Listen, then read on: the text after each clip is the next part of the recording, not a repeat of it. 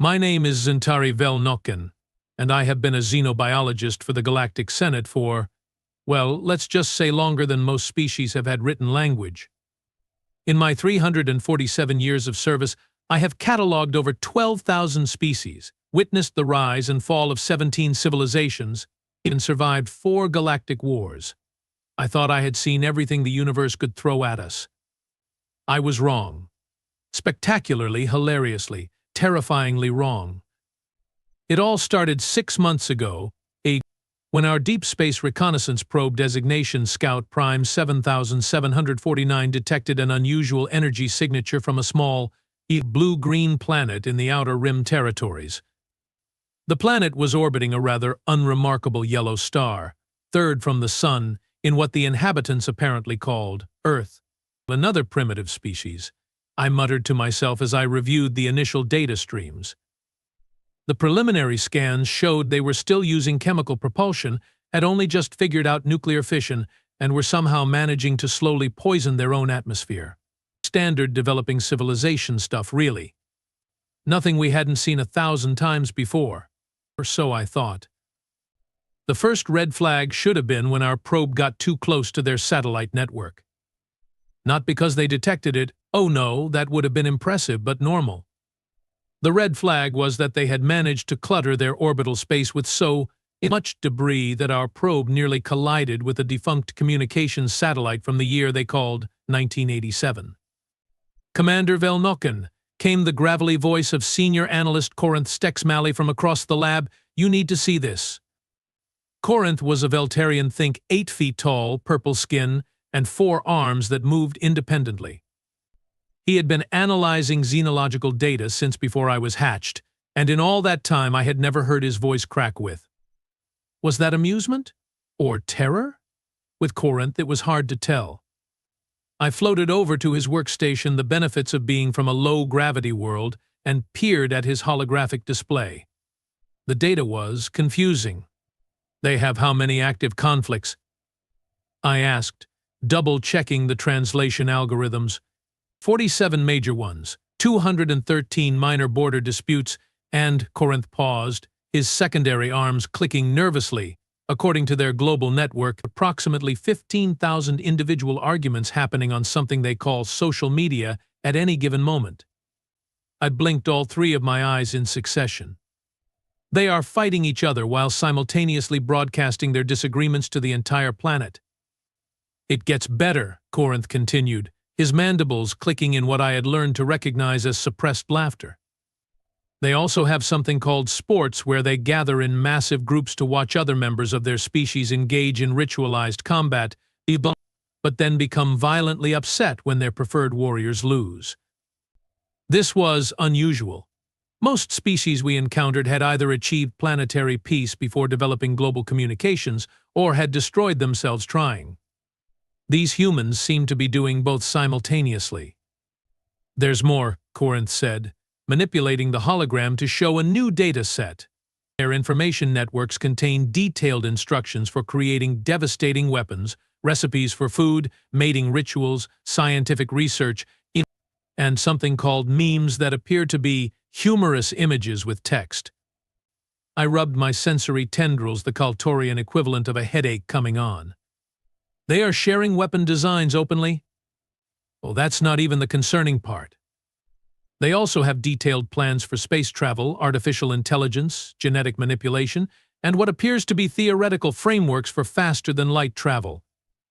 Now that got my attention. Show me those FTL theories. The hologram shifted to display human scientific papers. I scanned through them quickly, a skill you develop after centuries of xenological work, and felt my respiratory sacs constrict. Corinth, I said slowly, some of these theoretical frameworks are actually quite sophisticated. I know. And they have published them on their global network for anyone to access. I know. Then. And they are still fighting each other over which invisible sky being they prefer to worship. I know. Corinth's voice carried a note of exhausted bewilderment that perfectly matched my own feelings. This was when I made my first mistake. I decided to recommend a full Senate evaluation of humanity. The Senate chamber on Nexus Prime was, as always, a chaos of different atmospheric requirements, gravitational preferences, and communication methods. The gaseous collective floated in their containment spheres. The hive queens communicated through pheromone releases that our translation systems converted to text, and the machine consciousness flickered between various android bodies as the mood struck them. I stood at the central podium, my report floating before me in holographic form, and began what I thought would be a routine presentation. Esteemed senators, I began, following the traditional protocols, I present for your consideration the species designation human from planet Earth, a sector designation Milky Way local group. Senator Vrex Halon, a massive insectoid from the Chedinus Republic, clicked his approval mandibles. Another standard primitive evaluation, I assume? Well, not exactly standard, Senator. The chamber fell silent. In my 3 centuries of service, I had never used those words before. Please elaborate, xenobiologist Vel Nokken, came the synthesized voice of the machine consciousness. I activated the first data stream. Humans have achieved a fascinating combination of technological advancement and social discord. They possess nuclear weapons capable of destroying their own planet. Yet they also use this same technology to power their cities.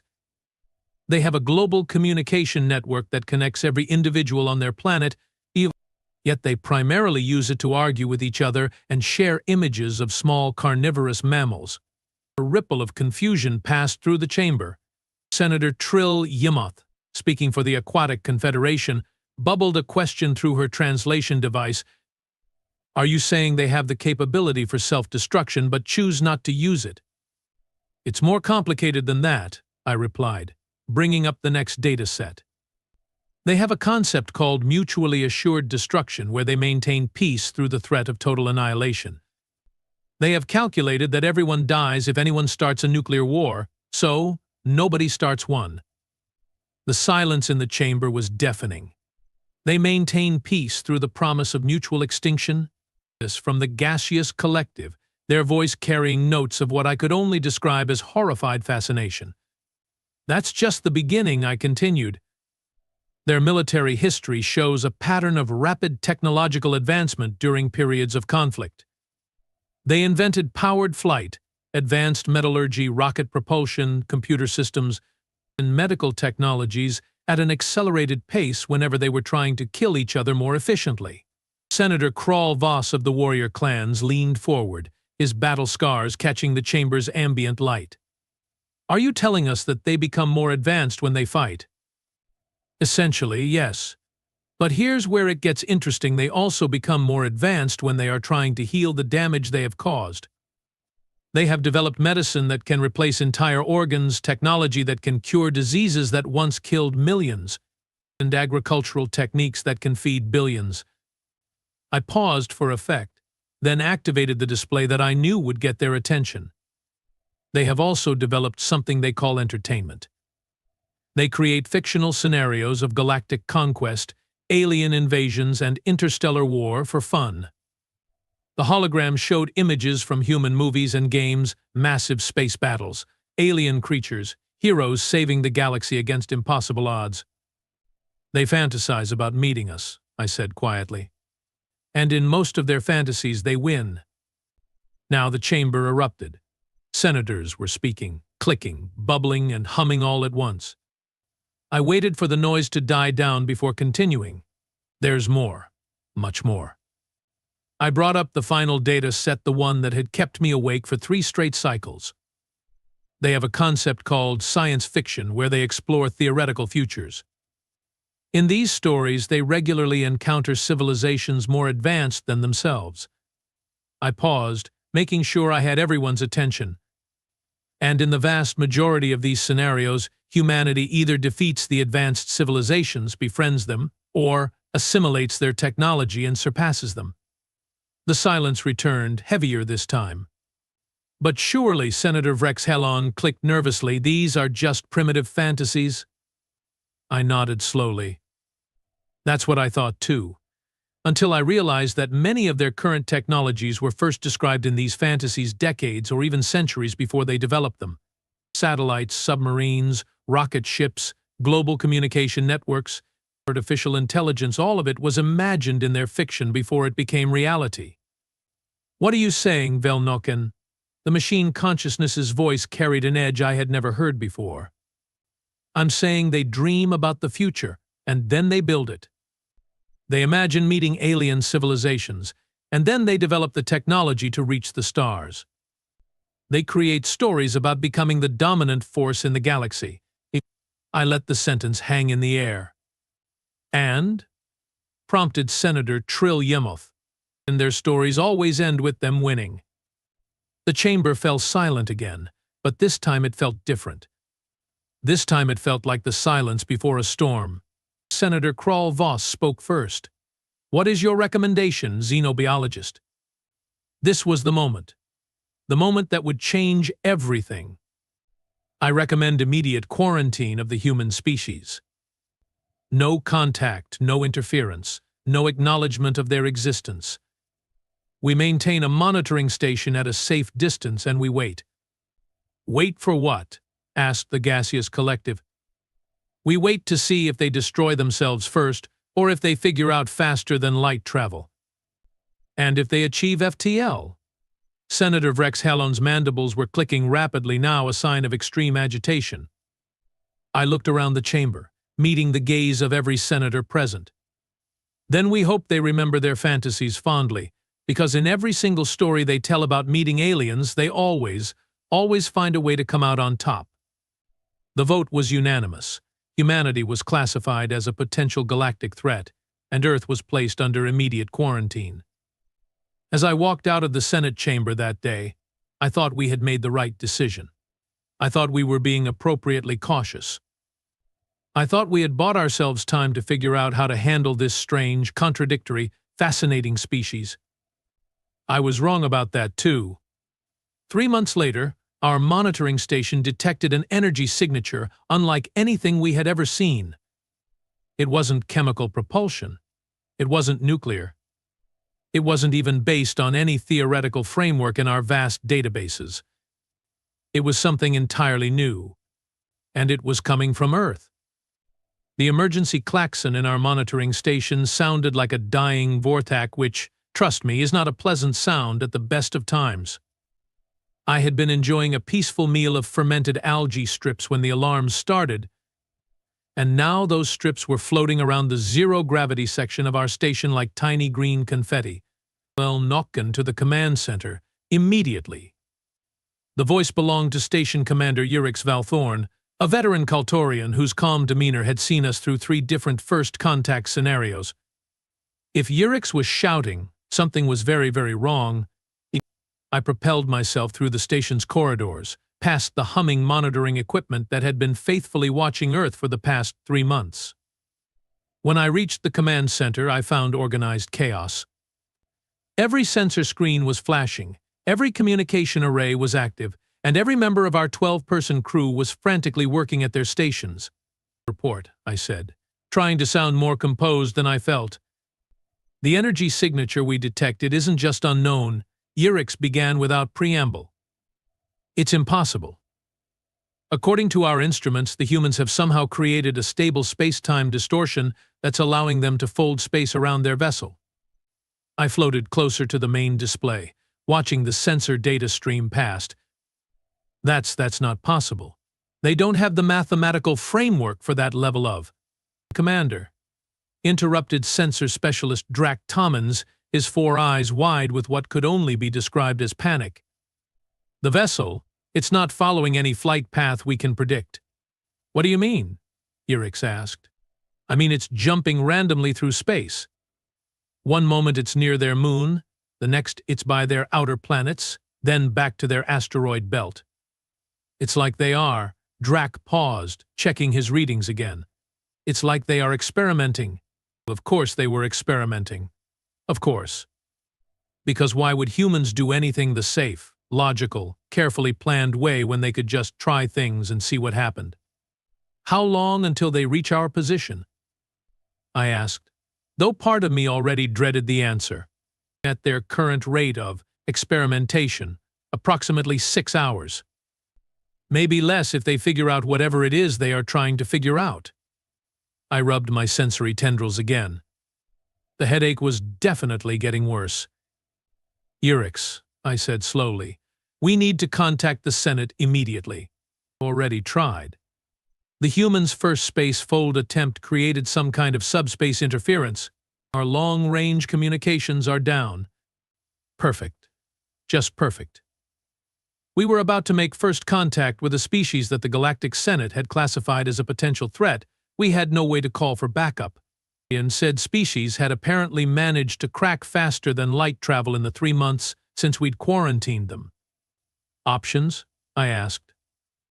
We could retreat to a safe distance, suggested Urix. Or, added Drac, his voice carrying a note of scientific curiosity that I found deeply concerning. We could observe their approach and document humanity's first successful FTL voyage for the historical record.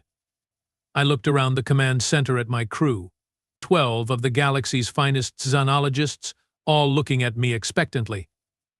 These were beings who had dedicated their lives to studying alien species, who had signed up for this assignment knowing full well that first contact situations could be unpredictable.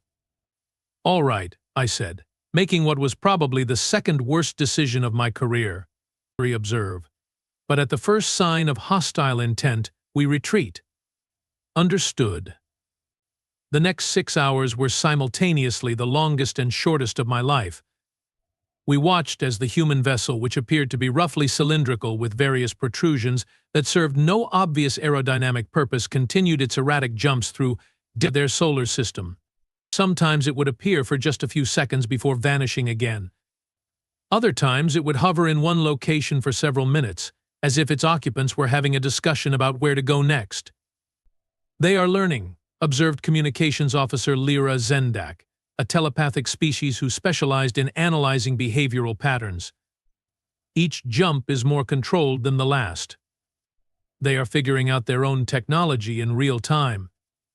That was actually more terrifying than impressive.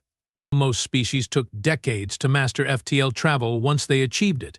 Humans were apparently going to master it in an afternoon.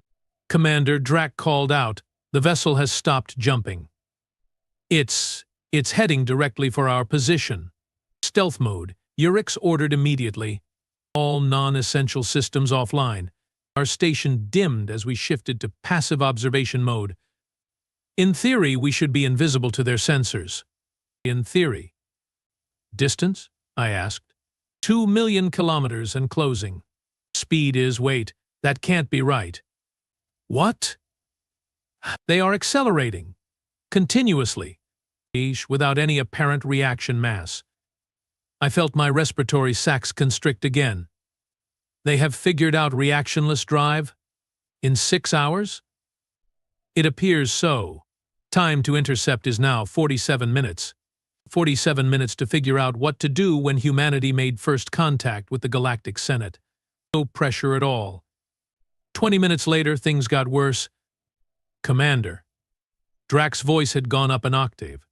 They are scanning us. Impossible. Urix replied automatically. We are in full stealth mode. Not anymore. They are using some kind of gravitational sensor array. They have mapped our entire station. The main screen lit up with a 3-dimensional representation of our monitoring station, accurate down to the smallest details. Even our individual crew members showed up as distinct biosignatures. How did they? I began. Incoming transmission, interrupted Lyra, audio and visual. They are trying to communicate. On screen, Urix commanded. The display flickered, and suddenly we were looking at the interior of the human vessel. 3 humans sat in what appeared to be their command center, though it looked more like someone had taken a traditional starship bridge and redesigned it by committee. 1 human appeared to be female, with dark hair and wearing what looked like a blue uniform. The other 2 were male, one with graying hair and the other younger with an easy smile. The female human spoke first, and our translation systems immediately began working on her language. Greetings, unknown vessel. I am Captain Sarah Valdez of the Earthship Pioneer. We detected your observation post and Well, we thought it was about time we introduced ourselves. I exchanged glances with Yurix. The human was speaking as if secret alien monitoring stations were a perfectly normal thing to stumble across. The older male human leaned forward. I'm Dr. Marcus Webb, Pioneer's science officer. We have been aware of your presence for the past 2 months, but we wanted to get our FTL drive working before we said hello. Seemed like the polite thing to do. They had known about us for 2 months. And they had just left us alone while they worked on their technology.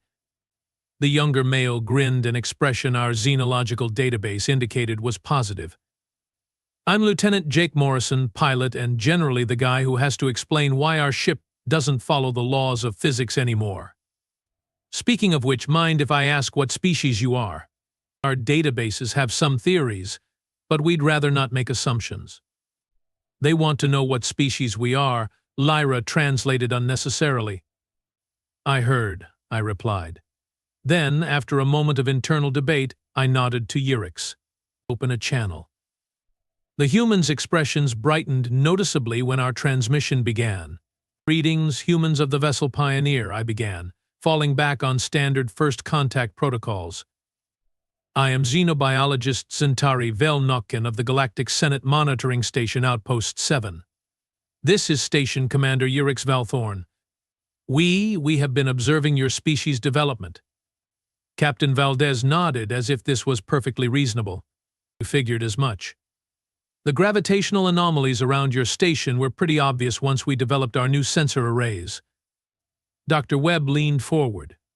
If you don't mind me asking, how long have you been watching us? Approximately 3 standard months, Yurix replied. And before that? I hesitated. We became aware of your species 6 months ago. Lieutenant Morrison laughed, another positive expression. According to our database. So you have been watching us for half a year, and in that time we went from chemical rockets to faster-than-light travel. I bet that was interesting. You could say that, I admitted. Captain Valdez stood up from her chair and walked closer to the camera. Xenobiologist Velnokken, I'm going to be direct here. We know you are not the only ones out there. Our radio telescopes have detected artificial signals from dozens of star systems. We know there's a galactic community of some kind, and we know we are not part of it yet. The honesty was unexpected. We also know, Doctor. Webb continued, that our rapid technological development probably looks concerning from the outside. In the past 6 months, we have had breakthroughs in fusion power, artificial intelligence, gravitational manipulation, and quantum computing. Any one of those achievements would normally take a species decades to develop. So here's our question, Captain Valdez said, her expression serious. Are you here to welcome us to the galactic community, or are you here to make sure we don't become a threat to it? The question hung in the air like a gravity bomb waiting to explode. I looked at Yurix, who gave me a slight nod. These humans deserved honesty. The latter, I admitted. The Galactic Senate has classified humanity as a potential threat and placed your world under quarantine. But instead of anger or outrage, Lieutenant Morrison just grinned wider. Well, that's fair. We probably are a threat. Jake, Captain Valdez admonished. What? Come on, Captain. Look at what we accomplished in 6 months. Look at this ship. We built it in 3 weeks using principles we figured out last Tuesday. Any sane galactic government would be nervous about us. Dr. Webb nodded thoughtfully. He has a point. From an outside perspective, our rate of development is probably alarming. It is, I confirmed. So what happens now? Captain Valdez asked. That was the question, wasn't it? Standard protocol would be to retreat and report to the Senate. But these humans had already demonstrated that they could track our invisible station and develop FTL travel faster than should be physically possible. Retreating might just delay the inevitable. Now, I said, making what was definitely the worst decision of my career, I think we need to talk. 2 hours later, I found myself aboard the human vessel Pioneer, sitting in what they called their conference room and trying to process everything I had learned. The humans had not just developed FTL travel, they had developed 3 different methods of FTL travel, and they were working on a 4th. They had not just cracked artificial intelligence, they had created an AI that was apparently helping them design better technology faster than they could build it. They had not just achieved fusion power, they had miniaturized it to the point where their ship's power plant could fit in a closet. The thing is, Dr. Webb was explaining, we have always been good at taking existing ideas and improving them rapidly. But lately, it's like someone turned up the speed dial on human innovation. What do you mean? I asked. Captain Valdez activated a holographic display. 3 months ago, our best computer scientists estimated that human-level artificial intelligence was still 20 years away. 2 weeks later, our AI was helping us design better computers. 6 weeks ago, we thought faster-than-light travel was theoretically impossible. Last week, we were testing our 3rd FTL prototype. But how? Wow! Lieutenant Morrison grinned. Because we stopped trying to understand everything before we built it. We started building things to see if they would work, and then figured out why they worked afterward. That was actually terrifying. Let me get this straight, I said slowly. You develop technology by experimenting with it rather than by understanding it first? Sometimes, Dr. Webb admitted. It's not our preferred method, but it's been remarkably effective recently. And this doesn't concern you? Oh, it terrifies us, Captain Valdez said cheerfully. But it also works. I spent the next hour learning about human approaches to problem solving, and by the end of it, I understood why the Senate had been right to classify them as a threat. Not because humans were violent or aggressive, though they certainly could be, but because they approached the universe with a combination of curiosity, determination, and complete disregard for the word impossible that was genuinely frightening. So, Captain Valdez said as our meeting wound down, what happens when you report back to your Senate? I honestly don't know, I replied. This situation is unprecedented. Well, Lieutenant Morrison said, if it helps, we don't want to conquer the galaxy or anything. We just want to meet everyone and see what's out there. And learn from other species, Dr. Webb added. Human science advances through collaboration and shared knowledge. And maybe help solve some problems, Captain Valdez concluded. We are pretty good at fixing things that seem unfixable.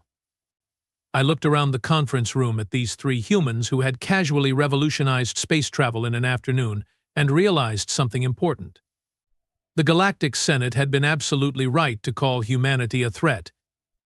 But they had been wrong about what kind of threat humans represented. Humans weren't dangerous because they might conquer the galaxy. They were dangerous because they might save it, whether the galaxy wanted to be saved or not. They were dangerous because they looked at problems that had stumped civilizations for millennia and said, have you tried this? They were dangerous because they combined the curiosity of scientists, the determination of explorers, and the problem-solving skills of engineers who had learned that impossible just meant nobody's figured it out yet. As I prepared to return to our monitoring station and compose what would probably be the most important report in Senate history, Captain Valdez walked me to their airlock. Xenobiologist Velnokin, she said, I want you to know that whatever your Senate decides, humanity appreciates your honesty today. And if they decide to give us a chance, we promise we will try not to break too many of the universe's rules while we are figuring things out. I looked at this human, this representative of a species that had achieved in months what most civilizations took centuries to accomplish, and realized that the galaxy was about to become a much more interesting place. Captain Valdez, I replied, I have a feeling that breaking the universe's rules is exactly what the galaxy needs. 3 weeks later, the Galactic Senate voted to lift humanity's quarantine and extend an invitation for Earth to join the galactic community. The vote was unanimous, though several senators noted that they were voting more out of curiosity than confidence. Humanity accepted the invitation immediately and then promptly asked if there were any unsolved engineering problems they could help with. As it turned out, there were quite a few. And as it turned out, the Senate had been absolutely right about humanity being a threat to the established order. They just hadn't realized that sometimes The established order needed threatening.